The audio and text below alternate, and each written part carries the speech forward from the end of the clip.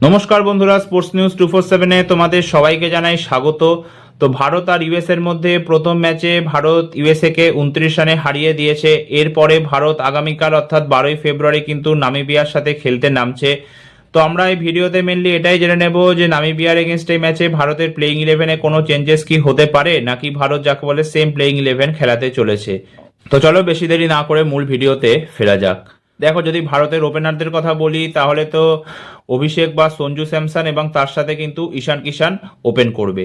এবার আমি কেন অভিষেক বা সঞ্জু স্যামসন বললাম, কারণ আজকে অনেকগুলো রিপোর্ট আমি দেখছিলাম, সেই রিপোর্ট অনুসারে কিন্তু অভিষেক শর্মার যে 7 তারিখে ইউএস এর সাথে ম্যাচে খেলার সময় পেটে ব্যথা শুরু হয়েছিল সেটা থেকে কিন্তু এখনো ও পুরোপুরি রিকভার করতে পারেনি, এখনো কিন্তু সমস্যা রয়েছে। এবং সেই কারণে যে 10 তারিখে প্র্যাকটিস শুরু করেছিল ইন্ডিয়ান প্লেয়াররা, সেখানে কিন্তু অভিষেক শর্মা প্র্যাকটিস করতে পারেনি।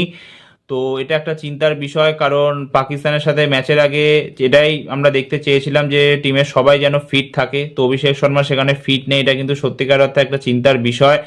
আশা করি যেন ফিট হয়ে যায় ম্যাচটার আগে, আর যদিও বা না ফিট হয় পাকিস্তান ম্যাচের আগে যেন ফিট হয়।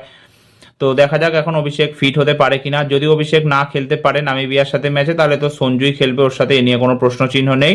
এবং তার সাথে তো ঈশান কিষান অবশ্যই থাকছে। নাম্বার 3 আর নাম্বার 4-এ অবশ্যই তিলক ভার্মা আর সূর্য কুমার যাদব থাকবে। এবং এই নাম্বার 1 থেকে 4-এর মধ্যে আমার মতে শাফলিং করা উচিত নয়, এরকম ভাবে নামানো উচিত পরপর। আচ্ছা, 5 থেকে 8-এর মধ্যে আমরা সবাই জানি যে শিবম দুবে, রিঙ্কু সিং, হার্দিক পান্ডিয়া আর অক্ষর প্যাটেল নামবে। 5 থেকে 8ও তেমন কোনো চেঞ্জেস করা ঠিক আমার মতে অন্তত উচিত নয়। এবং অ্যাকর্ডিং টু ম্যাচ সিচুয়েশন কিন্তু যাকে বলে এদেরকে নামাতে হবে, কিরকম ম্যাচের পরিস্থিতি সেই অনুযায়ী কিন্তু নামাতে হবে। তবে হ্যাঁ, যদি ইউএস এর মতো ম্যাচের পরিস্থিতি হয়, যেমন 6th ওভারে আমাদের 3 উইকেট পড়ে গেছিল, তারপরে শিবম দুবে এসে ফার্স্ট বলেই আউট হয়ে গেল, সেরকম যদি সিচুয়েশন হয় তাহলে আমি বলবো সেই সিচুয়েশনে কিন্তু বেস্ট প্লেয়ার হচ্ছে অক্ষর প্যাটেল। কারণ আমরা আগেও দেখেছি যে অক্ষর প্যাটেল ওডিআইতে হোক বা টি20 কিভাবে এরকম ডিফিকাল্ট সিচুয়েশনে নেমে কয়েকটা বল একটু আস্তে আস্তে খেলে, 8-10টা বল, তারপরে কিন্তু মারা শুরু করে। তো এই জন্য আমার মতে অক্ষর প্যাটেলকে এই সময় খেলানোটা বেস্ট হয়। বাকি দেখা যাক কিরকম কি সিচুয়েশনে থাকে ইন্ডিয়া। তো 5 থেকে 8 মোটামুটি এটাই হতে চলেছে।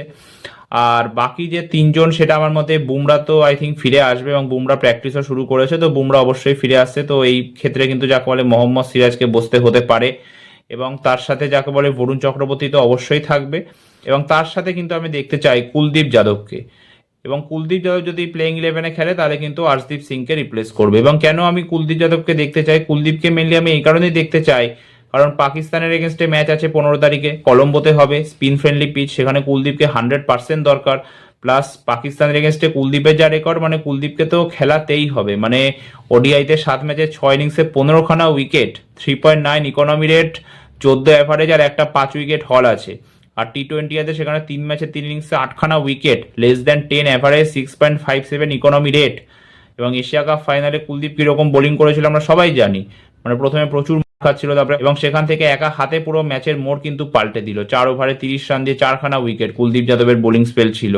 এবং যদি মানে আমাদের শুরুতে 3 উইকেট না পড়তো, আমরা সুপার 4 বা গ্রুপ ম্যাচের মতো অনায়াসে জিতে যেতাম সেই ম্যাচটায়, তাহলে কিন্তু আমার মতে তিলক ভার্মার জায়গায় কুলদীপই ম্যান অফ দ্য ম্যাচ হতো। বাট যাই হোক, সেটা ব্যাপার নয় কোনো। আর তার থেকেও বড় কথা, কুলদীপ যে 10টা ম্যাচ খেলেছে পাকিস্তানের এগেনস্টে, 10টার মধ্যে 9টাতেই কিন্তু ভারত জিতেছে, আর একটা ম্যাচ কিন্তু নো রেজাল্ট হয়েছে, বা 9-0 কিন্তু ভারতের পক্ষে রেকর্ড। তো যাকে বলে ওই জন্য কুলদীপকে 100% পাকিস্তানের এগেনস্টে যেন তেন প্রকার খেলাতে হবেই। তো এই জন্য আমি চাই যে কুলদীপকে যেন গেম টাইম দেওয়া হয়। হ্যাঁ, আর্শদীপ ঠিক আছে, আর্শদীপ ভালো বলার আমরা সবাই মানছি, কিন্তু আর্শদীপকে যাকে বলে এই ম্যাচে আমার মতে রেস্ট দেওয়াটাই বেটার। কুলদীপকে খেলানো হোক, একটা ম্যাচে গেম টাইম পেলে ভালোই হবে। হ্যাঁ, তো একটা যাকে বলে খেলার মধ্যেও থাকবে। তো এই জন্য আমার মধ্যে কুলদীপই বেস্ট অপশন আর্শদীপের থেকে নামিবিয়ার এগেনস্টে ম্যাচে। তো এই হচ্ছে আমাদের প্লেইং ইলেভেন হতে চলেছে ভারতের। যাকে বলে অভিষেক বা সঞ্জুর মধ্যে একজন, আর তাছাড়া ঈশান কিষান ওপেনার হিসাবে। আর 3 নম্বরে তিলক ভার্মা, 4 নম্বরে সূর্য কুমার যাদব, 5 থেকে 8-এর মধ্যে শিবম দুবে, রিঙ্কু সিং, হার্দিক পান্ডিয়া আর অক্ষর প্যাটেল। আর 9 থেকে 11 কিন্তু জসপ্রীত বুমরা, বরুণ চক্রবর্তী আর কুলদীপ যাদব। তো যাকে বলে 2খানা পেস বোলার থাকছে তাহলে, বুমরা আর হার্দিক পান্ডিয়া। আর যাকে বলে 3টে স্পিনার থাকছে, বরুণ চক্রবর্তী, কুলদীপ যাদব আর অক্ষর প্যাটেল। আর এছাড়া তো যাকে বলে পার্ট টাইমার বোলাররা থাকছে, যেমন শিবম দুবে হোক, রিঙ্কু সিং হোক, এরাও বল করে দিতে পারে।